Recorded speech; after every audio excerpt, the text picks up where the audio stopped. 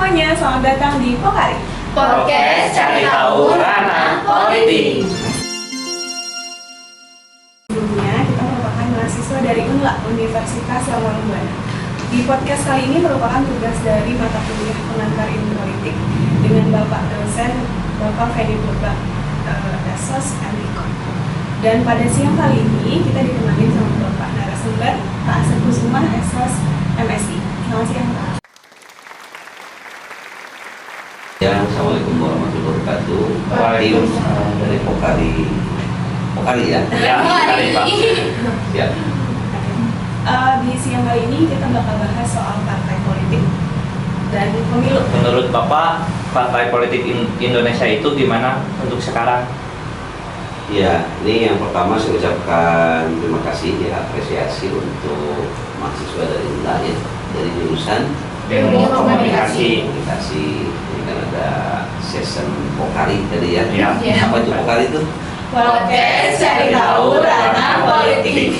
Oke, saya kira memang ini sebuah hal yang harus dilakukan untuk mahasiswa, terutama dalam upaya kita memperkaya referensi, wawasan. Saya kira secara teori mungkin sudah diterima ya di kampus, ya, salah satu mata kuliah umum saya kira ya. Jadi kalau tadi ditanya tentang bagaimana partai politik di Indonesia, tentu jawaban saya sedikit akan mencoba membuka dari seperti apa sih negara kita ya. Kita kan punya landasan konstitusi ya, dalam Undang-Undang Dasar 1945 Pancasila sebagai dasar negara kita, bahwa sistem politik ini memang yang dianut oleh negara kita adalah sistem politik demokrasi ya, itu gak sesuai dengan Pancasila ya. Bagaimana membangun negara demokrasi. Demokrasi ini kan kedaulatan ada di tangan rakyat. Nah, begitu bicara sistem politik, tentu ada dua perbandingan yang bisa kita lihat. Sistem politik itu ada dua, ada sistem politik demokrasi, ada sistem politik totaliter atau otoriter. Nah, kita kan menganut demokrasi. Nah, salah satu nanti yang menunjukkan bagaimana sistem politik demokrasi dibangun itu setidaknya ada dua pembentuknya. Satu, infrastruktur politik, yang kedua infrastruktur politik. Nah, partai politik ada di mana? Jadi kalau bicara partai politik ini ada di infrastruktur politik. Jadi di infrastruktur politik itu ada beberapa komponen. Yang pertama partai politik, yang kedua ada kelompok kepentingan. Jadi kalau partai politik kan sudah jelas dia dibentuk oleh warga negara atas dasar kesamaan cita-cita. Nah, nanti ada kelompok kepentingan. Ini kelompok masyarakat yang punya kemampuan untuk mempengaruhi kebijakan secara teori ya. Ada lagi kelompok penekan, pressure group. Pressure group ini adalah kelompok masyarakat yang ingin menyuarakan aspirasi, kehendak, pendapatnya secara langsung. Berikutnya juga ada media. Nah, ini di infrastruktur politik. Jadi partai politik adalah bagian dari infrastruktur politik. Kemudian juga kita harus tahu infrastruktur politik. Siapa aja ini? Ini adalah lembaga-lembaga formal negara. Ada MPR, ada DPR, ada DPD. Ya, DPD kenal ya, Dewan Perwakilan Daerah. Ada lagi Presiden, ada lagi Mahkamah Agung, ada lagi Mahkamah Konstitusi, ada lembaga yudisial. Nah, inilah yang menunjukkan bahwa kita melaksanakan sistem politik. Nah, bagaimana kondisi partai politik hari ini? Ini kan kita bisa pandang dari beberapa sisi. Kalau dipandang dari sisi sistem politik, kita sudah maju, ya, sistem partai politik kita sudah terbuka. Bahkan pemilihan umum dilaksanakan dengan sistem proporsional terbuka. Dalam arti kita pernah punya pengalaman kalau dulu milih caleg itu kan di zaman dulu itu hanya milih partainya saja. Nah, sekarang sudah memakai sistem proporsional terbuka. Jadi tidak hanya nyoblos partai, tapi nyoblos orang. Nah, pokoknya begitu nanti masuk pencalegan, itu semua orang memasang baliho. Iya. Ya, yang hitam jadi putih, ya, ada jerawat jadi nilai. Itu bagian dari pencitraan untuk bisa menarik minat masyarakat. Di samping tentu ada program-program yang ditawarkan. Jadi Jadi dari sisi kepartaian, partai politik yang sudah maju, sudah modern, sudah beberapa kali kita revisi undang-undang, rekrutmen juga sudah terbuka, bahkan ada beberapa partai yang mengkampanyekan untuk pasca nanti pileg itu mereka merekrut calon kepala daerah tanpa mahal segala macam, kan macam-macam ya. Itu kita dengar. Nah, jadi dari sisi kepartaian kita sudah mulai, kita sudah maju dan kita sudah punya partai-partai yang sudah mewarnai perjalanan kehidupan berbangsa dan negara kita. Kita tahu kan partai-partai besar yang ikut pemilu itu kan menunjukkan bahwa fondasi kehidupan partai sudah mengakar di masyarakat. Nah, berikutnya dari sudut pandang lain, terkadang masyarakat melihat partai juga menjadi sebuah apatisme ya, atau pesimisme. Karena kalau dengar kata-kata politik, katanya politik itu jahat. Ya betul. Nah, ya kan? Ya, Politik itu kejam. Ya. Jadi kalau orang-orang baik jangan ikut ke politik lah, nanti jadi ikut-ikutan jelek. Sudut pandang itu ada benarnya, tetapi nanti kita bedah apa iya definisi politik itu jelek dan kenapa harus ada politik, kenapa harus ada partai politik. Tadi saya bilang bahwa kita negara berdasarkan konstitusi, di mana untuk menjalankan pemerintahan harus dibangun sistem politik. Secara sistem politik ada dua, infrastruktur dan suprastruktur. Jadi itu sebuah hal yang kita maklumi karena sudut pandang yang,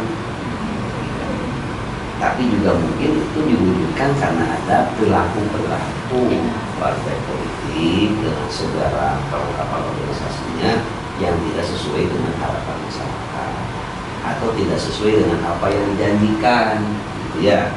Nah itu yang ingin coba saya tangkap ketika ditanya bagaimana partai politik kita. Secara teori, secara legitimasi, secara norma, partai politik kita sudah maju, sudah terbuka, sudah berkembang. Tetapi dalam perspektif masyarakat akan muncul beragam penafsiran.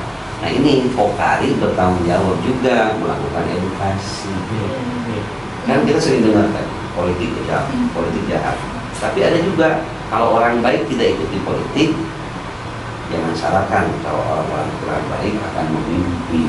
Iya, ya betul. Karena negara kita menetapkan partai politik sebagai sumber rekrutmen kepemimpinan. Jadi calon presiden, calon gubernur, calon bupati itu harus diusung oleh partai politik. Karena sistem kenegaraan kita menetapkan itu. Tidak bisa kita mencalonkan sebagai pimpinan tanpa mendapat usulan dari partai politik. Nah ini yang perlu kita sering diskusikan, sampaikan kepada masyarakat bahwa sisi negatif positifnya bisa kita respon dengan benar. Bahwa tugas kita bagaimana politik ini dari sisi teori dasar kita kan tahu ya. Mungkin sudah dengar apa sih arti politik secara terminologi dan etimologinya kan banyak pendapat dari para pakar ya. Politik itu kan dari kata dasar polis, kota ya. Nah, bagaimana diterjemahkan dalam sebuah sistem pemerintahan. Politik itu bagaimana memperoleh, sederhananya nih, memperoleh, mempertahankan dan menjalankan kekuasaan. Untuk apa? Untuk meningkatkan kesejahteraan masyarakat. Contohnya apa? Partai politik mampu melahirkan keputusan-keputusan politik, mengusung calon pimpinan yang baik. Begitu masuk ke DPRD melahirkan perda, undang-undang yang baik. Nah itulah instrumen itu, tanggung jawab partai politik yang baik menurut regulasi dan normanya. Jadi mungkin sekilas seperti itu. Jadi kita perlu mengedukasi masyarakat dari teman-teman Pokari, mahasiswa, bagaimana melihat partai politik sebagai jembatan untuk peningkatan kesejahteraan, untuk peningkatan pembangunan, karena pintunya itu termasuk untuk suksesi kepemimpinan. Seperti itu. Boleh, mau apa lagi kira-kira yang bisa di-sharingkan nih? Oke, selanjutnya ada Hani Pak. Ada yang mau Saya mau nanya nih Pak, Ya. tanggapan Bapak kalau misalkan ada anak-anak muda yang ikut terjun ke dunia politik, itu gimana Pak? Tanggapan saya, kita ingat ya, itu ada pidatonya Presiden Soekarno ya, Bung Karno, kalau tidak salah tahun 61 kalau tidak salah. Dia menyampaikan itu begini, berikan aku 1000 orang tua, aku akan membongkar Gunung Semeru, kalau tidak salah akan membongkar Gunung Semeru. tapi berikan aku seluruh pemuda akan terguncang dunia. Itu kan pidato Pak Soekarno yang cukup membakar semangat anak muda. Kemudian sejarah perjuangan kita itu diwarnai oleh para pemuda, dari mulai Sumpah Pemuda, itu kan ada organisasi-organisasi kepemudaan ya, Yom Jafar, Yom Srebens, Yom Ambo, segala macam. Mereka bersatu dan mengikrarkan Sumpah Pemuda, dipelopori oleh pemuda. Jadi pemuda itu adalah masa depan bangsa. Nah, bagaimana pemuda dari sejak awal menyiapkan diri untuk mampu berkiprah, berkontribusi mewarnai perjalanan kehidupan bernegara. Bagi tantangan kita sekarang di globalisasi itu sudah dalam tatanan global, dalam arti paradigma negara sudah berubah. Kalau dulu negara itu dibatasi oleh batas-batas negara, sekarang dengan globalisasi hampir tidak ada batas negara. Lalu lintas orang, lalu lintas barang itu sudah tidak terbatasi oleh jarak. Apa yang terjadi di Indonesia hari ini bisa disaksikan di belahan dunia lain dengan apa? Dengan teknologi. Jadi semua isu, semua kejadian, semua masalah itu bisa langsung terkoneksi. Nah, tantangannya adalah bagaimana pemuda sebagai pewaris masa depan mampu memahami kondisi itu. Salah satu yang harus dipahami yang terlibat juga adalah kiprah politik. Jadi kita sudah banyak ikut pemimpin muda, yang jadi kepala daerah, jadi gubernur, jadi wali kota, jadi tokoh partai politik, itu kan cukup banyak dari generasi muda. Karena memang tantangan ke depan adalah bagaimana kita mampu merespon perubahan yang terjadi di dunia secara cepat. Ini kan efek dari era digitalisasi ya. Kalau golongan saya kan era kolonial ini agak susah nih, ada kemajuan digitalisasi ya. Tapi tetap saya harus menyesuaikan diri. Tapi untuk anak-anak muda, stimulan, mungkin sekarang mekanisme pembelajaran, mekanisme untuk mencari referensi juga sudah tidak pakai manual book ya, sudah pakai digital library ya, atau perpustakaan digital. Kemudian juga mungkin kita kuliah secara daring ya. Kemudian juga saya kira banyak hal yang meningkatkan pemuda. Justru memang dorong oleh teman-teman di Pokari bagaimana pemuda tertarik untuk ikut berdiskusi, untuk ikut mempelajari, untuk ikut akan berkiprah itu dalam bidang politik. Karena politik adalah salah satu instrumen negara untuk bisa mencapai kesejahteraan. Jadi saya sangat mendorong nih kalau anak-anak muda mau, karena pilihan politik itu juga tidak menarik bagi semua kalangan. Ada yang enjoy-nya atau passion-nya nih di kuliner, asik di kuliner sudah tidak mau tahu masalah politik, asik di dunia hiburan sudah tidak mau. Padahal nanti kuliner, hiburan itu akan dipengaruhi oleh sistem politik. Ya, dari globalisasi misalnya. Bagaimana memproteksi produk dalam negeri, pasti harus ada keputusan politik, harus ada undang-undang, harus ada perda, harus ada perdes.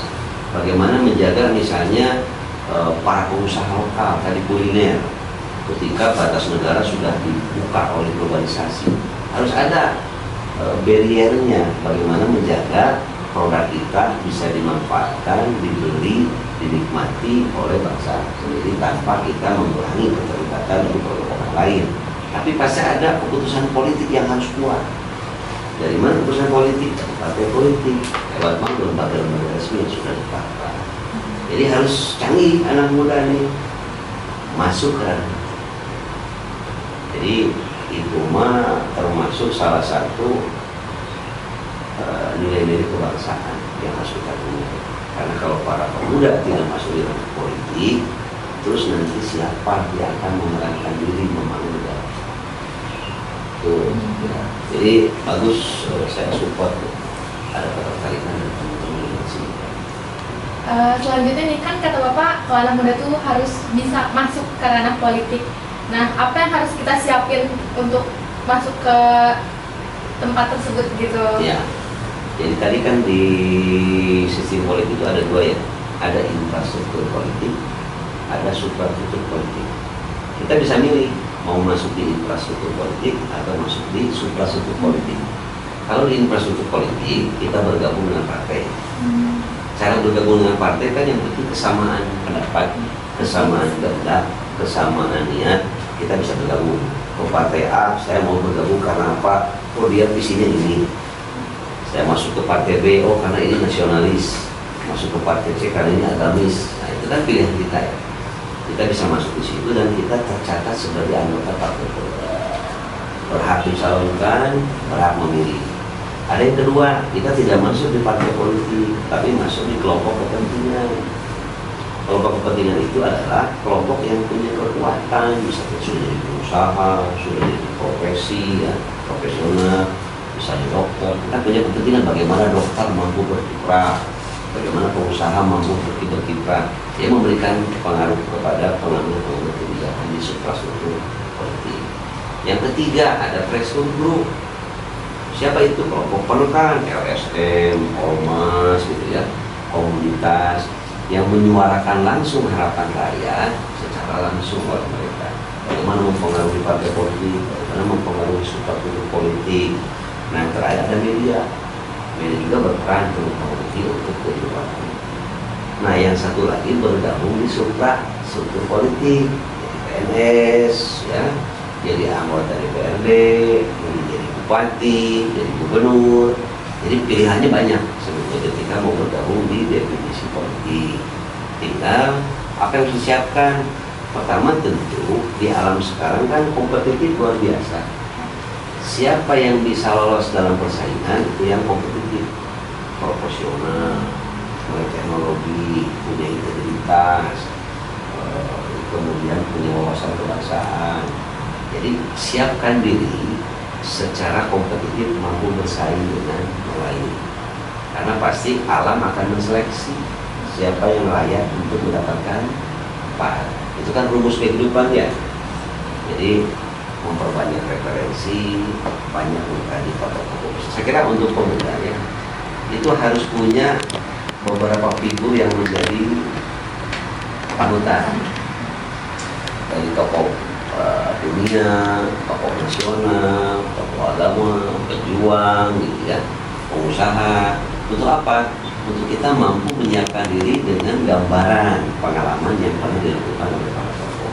Saya kira hampir semua tokoh-tokoh besar itu pasti berproses secara luar biasa. Tidak ada tokoh besar yang tiba-tiba jadi tokoh. Jadi saya sering baca itu ya, contoh misalnya biografi, kita bisa buka ya biografi para tokoh nasional. Itu kalau kita urut perjuangannya dari mulai kecil zaman sekolah, perjuangan, itu memang orang-orang pilihan. Jadi orang-orang besar pasti dilahirkan dari proses yang besar. Jadi khusus mahasiswa selesaikan kuliah tepat waktu. Iya, kan itu target utama. Ya. Kemudian yang kedua, manfaatkan di masa kuliah juga untuk belajar berorganisasi. Karena ada hima, juga ada organisasi kemahasiswaan lain. Karena memang untuk orang-orang yang diharapkan tapi orang yang mampu membaca situasi dan berani mengambil keputusan. Kalau kita belajar teori kepemimpinan, apa kepemimpinan adalah pengambilan keputusan. Bagaimana nanti kita bisa membela rakyat kalau kita ragu-ragu mengambil keputusan? Bagaimana bisa membuat keputusan yang baik bagi kita punya ilmunya? Ilmunya apa saja, akademis, experience, kemudian komparatif, sehingga kita bisa bijak kalau mengambil keputusan. Tepat waktu kuliah, beres, jangan nambah. Perbanyak aktif organisasi. Nah, yang ketiga adalah memperluas networking jaringan. Jadi antar perguruan tinggi, antar fakultas itu dibuat networking, termasuk dengan organisasi kepemudaan. Jadi networking ini akan memperkaya pengalaman kita. Nah, yang keempat, tadi kita harus memiliki integritas. Kemanapun kita bergerak, kalau punya integritas, pasti orang akan memandang bahwa ini sosok itu bisa untuk menjadi sesuatu. Saya kira itu sederhana ya. Sederhana tapi ini apa ya? Sederhana tapi kan ada tuh berbahasa proses tidak pernah menjadikan hasil. Walaupun kalau kita muslim banyak proses kita sedikit tapi hasilnya banyak karena ada dari Tuhan. Tetap kita harus berdoa. Iya. Selamat siang kan? Siang. Ada yang mau ditanyakan, mungkin karena melihat perkembangan untuk partai politik untuk tahun depan yang 2024, di mana partai politik yang akan ikut itu 17 partai politik yang sudah diloloskan. Apakah efektif dengan banyaknya partai politik yang sudah lolos? Seperti itu mungkin yang ditanyakan. Ya, saya kira ini menarik ya, karena memang faktual. Kita menjelang hajat demokrasi, pesta demokrasi itu di tahun 2024. Kita ada rangkaian pilkada pemilu serentak dari mulai pemilihan legislatif ya, di DPRD kabupaten kota, di provinsi sampai ke pusat, kemudian DPD, termasuk nanti pilkada dan pilpres secara serentak. Jadi memang pintu kesuksesan diawali dengan meloloskan partai politik. Kalau kemarin gagal, itu pemilu terancam batal. Jadi kita sudah benar-benar menetapkan bahwa harus ada proses seleksi untuk para partai politik dilaksanakan oleh KPU dan tadi meloloskan 17 partai politik. Persoalan sedikit atau banyak, memang negara pernah punya pengalaman dari orde baru, orde lama, orde baru. Kita pernah 2 partai politik, pernah 3 partai politik, pernah 100 lebih partai politik, gitu ya.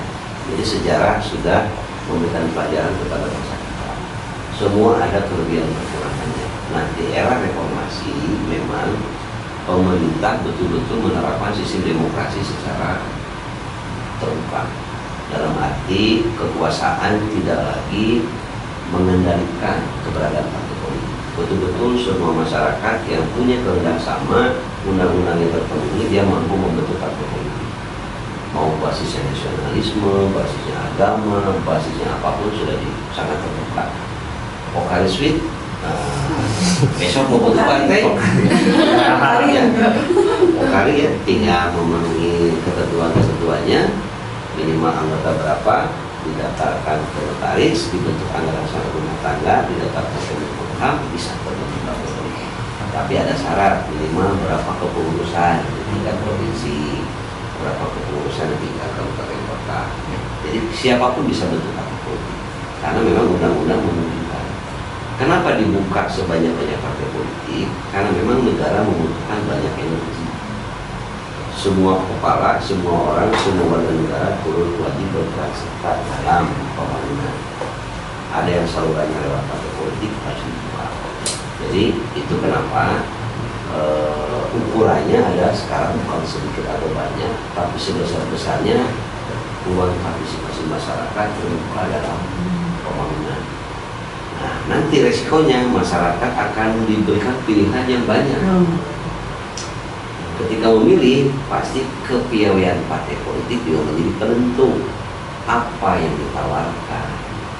Partai kami menawarkan, kalau yang misalnya memilih partai kami nanti bla bla bla bla bla. Nah, itu yang akan nanti membuat pilihan masyarakat ditetapkan. Oh, saya senang ke partai ini karena apa? Visinya jelas, rencananya jelas. Oh, saya senang ke partai ini karena bapak saya dulu partainya ini. Ada juga. Iya. Oh, saya milih partai ini karena tren saya ada di sini. Gitu ya. Saya milih partai ini karena kemarin dikirim sembako. Gitu. Saya milih partai ini karena nggak enak sama temen.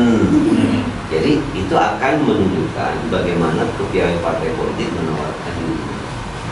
Hanya memang kita tahu secara teori di negara berkembang untuk proses pilihan-pilihan ini masyarakat sangat beragam tergantung tingkat pendidikan. Kan mungkin yang tingkat pendidikan SD, SMP, SMA, mahasiswa, perguruan tinggi akan berbeda cara memandang. Iya. Nah, itu yang mungkin PR kita, bagaimana tawaran-tawaran partai politik itu betul-betul menjadi pilihan yang tepat. Jangan sampai salah memilih, menyesalnya berapa lama? 5 tahun. Ketika salah memilih, 5 tahun kita harus menunggu perbaikan. Nah, itu yang perlunya edukasi politik. Nah, tugas edukasi politik memang di undang-undang dimandatkan kepada partai politik. Jadi hitungannya semakin banyak partai politik, semakin banyak program-program edukasi politik bagi masyarakat. Jadi semakin banyak masyarakat terdidik karena semua partai berlomba. program saya ini, nanti kalau saya ini akan begini, nah, berarti edukasi banyak, gitu ya. Jadi ukurannya akhirnya menjadi sangat baik. Semakin banyak praktek, semakin banyak masyarakat yang tersosialisasi.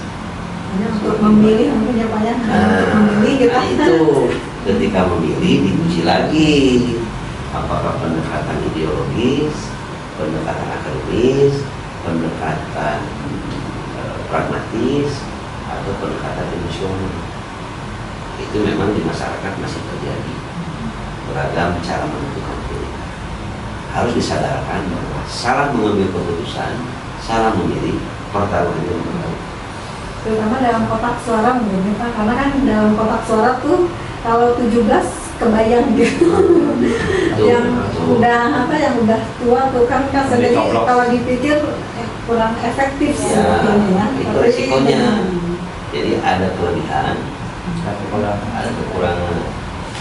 Nah, tapi kan harus diambil keputusan. Karena kepemimpinan atau pengambilan keputusan pasti ada lebih ada kurangnya. Tetapi yang hari ini memang harus disyukuri, proses pendidikan politik akan semakin banyak terjadi karena ada 17 partai yang melakukan. Dari saya ada pertanyaan sedikit nih. Nah, untuk kita mau masuk ke partai politik atau membuat baru gitu, ada persyaratan umurnya berapa nggak atau pendidikannya gitu? Ya. Nah ini tentang itu diatur dalam Undang-Undang 2 tahun 2008 yang direvisi dengan Undang-Undang Nomor 2 tahun 2011 tentang partai politik. Syarat umum untuk bergabung partai politik pasti usia sudah dewasa. Itu kalau tidak salah usia 17 sampai tidak terbatas. Karena kalau di bawah 17 tahun kan belum mampu mengambil keputusan, jadi sudah punya KTP bisa bergabung partai politik. Makanya kalau dalam pesta demokrasi kita sudah lihat isu-isu jangan libatkan anak-anak. Kan kayak gitu ya. Bahkan ketika itu ada yang moto, nah, itu jadi opini partai ini kampanye menggunakan anak-anak. Jadi syarat umumnya pasti sudah memiliki usia dewasa. Jadi usia wajib KTP 17 tahun, ke atasnya tidak terbatas. Sepanjang dia sehat, mampu, tidak dibatasi batas sosial. Jadi sangat sederhana sebetulnya. Nah kalau mau membentuk partai politik, tadi kan cukup berkumpul orang-orang yang satu pemahaman, satu kehendak, tetapi memang syarat teknisnya panjang. Minimal kalau tidak salah memiliki kepengurusan di setengah provinsi. Kalau provinsi di negara kita sekarang 34 ya, minimal punya kepengurusan di tingkat provinsi berarti 17. Minimal juga punya kepengurusan di 50% kabupaten kota. Kabupaten kota di kita kan di atas 500 kabupaten kota, tapi harus ada kepengurusan di 250 kabupaten kota. Baru dia menjadi peserta pemilu. Saya kira itu untuk syarat-syaratnya. Berarti kita udah cukup umur nih Pak, kalau misalkan Bisa cukup. Tapi pilihan itu nanti dengan segala konsekuensinya, keyakinannya. Jadi untuk mahasiswa yang sudah bisa mendahului. Berarti tidak ada persyaratan yang khusus gitu untuk politik, kita khusus apa gitu yang kita bahas. Rambut keriting boleh, rambut lurus boleh, yang hitam-hitam putih-putih bisa, yang dari syarat usia sudah dewasa. Terus kemudian juga tentu tidak sedang dicabut hak politiknya oleh negara. Kan kita ada sanksi hukum yang mencabut hak politik. Itu ada putusan pengadilan yang bisa sampai seperti itu. Biasanya apa? Kejahatan yang bersifat mengganggu stabilitas keamanan negara. Terorisme, gitu ya. Terus tindakan-tindakan yang bisa membahayakannya, tindakan makar itu bisa ada keputusan mencabut hak politik. Dari prinsip semua warga negara sudah berusia dewasa bisa menjadi anggota. Kalau pendidikannya Pak itu harus Ada syarat, nggak ada. Anggota partai politik, lulusan SD, SMP, SMA, perguruan tinggi, ke sekolah juga bisa. Yang penting dia punya keinginan untuk bergabung. Walaupun mungkin gini, ada beberapa partai yang punya syarat khusus. Kan ada partai kader, ya kita dengar di mana partai ini pasti anggotanya anak muda pintar-pintar. Ada partai tradisional, ini pasti anggotanya orang tua kelompok-kelompok tradisional, nah, itu mah kita bisa lihat. Oke guys, untuk bahas partai politik kita udah sampai sini nih. Udah lumayan nih, udah lebih dari 20 menit. Nanti di episode 2 kita akan bahas soal pemilu. Jangan kemana-mana ya. Selamat siang.